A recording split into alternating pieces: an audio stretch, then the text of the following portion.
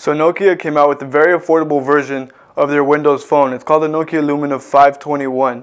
It's a great phone. Here's the first impressions.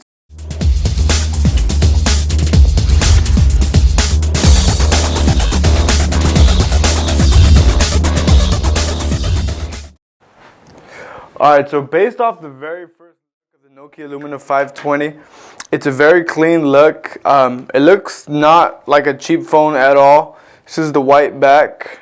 It's nice. The Nokia symbol is not intruding at all.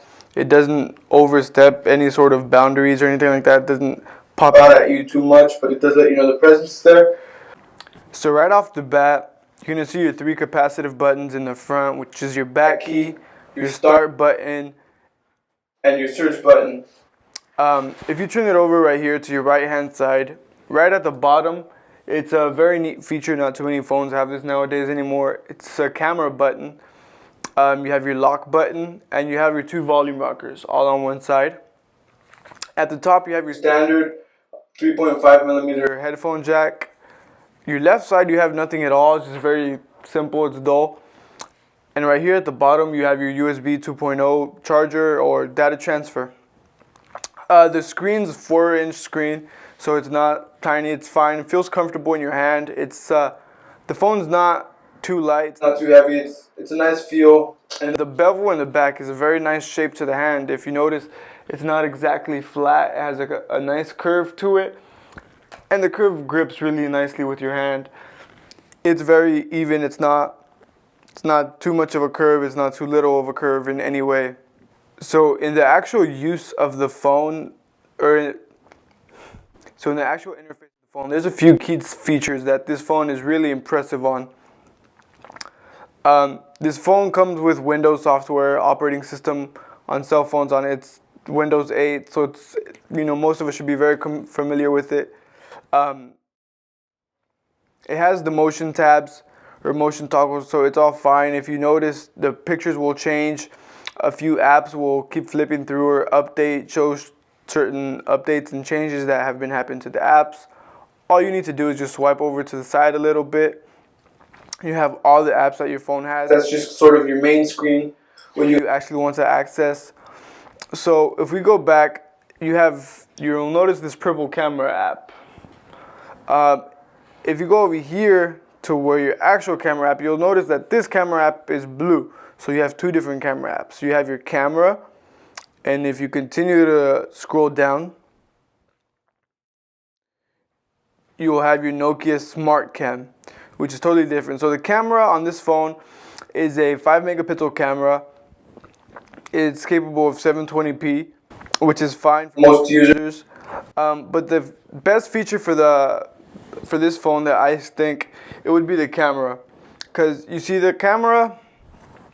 Like the Samsung Galaxy S4, you have all these special features, like action shot, you have drama shot, you have all these different features for your Samsung phones. And this phone, it can also do the same features that the Samsung phones are promoting, but it has one overstep on Samsung. So let's go ahead and grab a quick picture of my audio interface and watch how it works.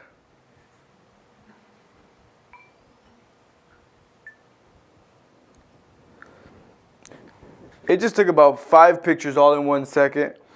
And then what you would do is you swipe over to the picture.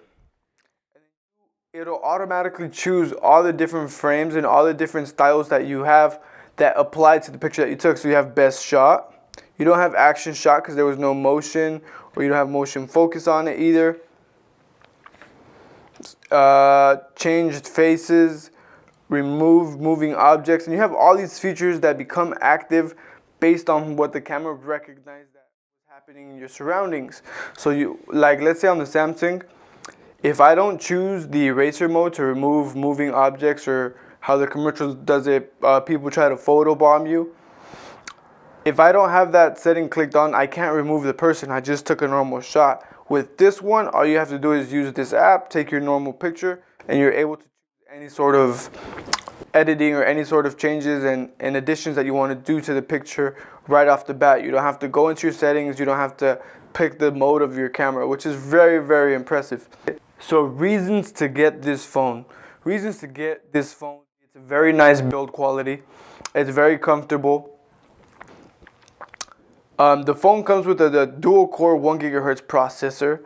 It has a 5 megapixel camera. You have your Windows operating system, so it should all work totally fine. The screen is actually a super sensitive screen. So let's say you're out in the snow and you're wearing your gloves and you have your phone on you or whatever. You don't have to take your gloves off and to touch your screen and interact with it. It will actually recognize your touch sensitivity through the gloves. So you'll be able to use it with gloves on or anything else that may be obstructing your hand from the screen. So that's just a pretty big plus. So after exactly a week of using this phone, on average, the battery life that you should get is between 6 to 8 hours, which is what the phone says, and it works very good. On average use, heavy use, you'll receive about 4 to 5 hours. Light use, you could receive from 10 to 12 hours of use. So it's all depending on how you're going to use it. The camera button on the sides is a pretty big plus. Downsides on this phone would also have to include that it's a Windows phone because it has its pros and its cons. I really am not into the Windows market that they have for the apps. It still needs a lot more work.